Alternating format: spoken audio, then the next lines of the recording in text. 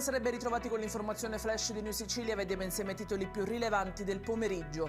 Scongiurato l'aumento delle tariffe sui collegamenti marittimi tra la Sicilia e le sue isole minori previsto dalla Società di Navigazione Siciliana, l'esito dell'incontro avvenuto al MIT tra il vice ministro Rixi e il presidente della regione siciliana Schifani.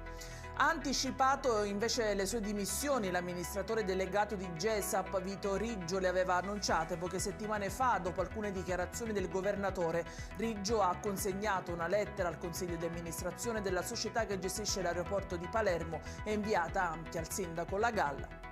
Un giro di stupefacenti tra Milazzo e Barcellona Pozzo di Gotto, queste le basi che hanno portato all'arresto di 5 soggetti ritenuti coinvolti in un grosso traffico di droga nel Messinese, traffico che si sarebbe mosso attraverso sbarchi di motorini imbottiti di cocaina verso le isole Eolie.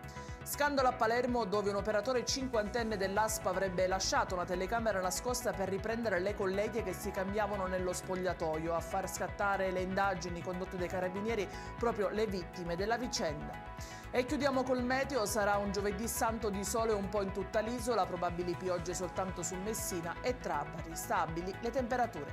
Ed è tutto per questa edizione, vi ricordo che i dettagli su queste notizie li trovate sul nostro sito e sui nostri canali social. Grazie per averci seguito e buona serata.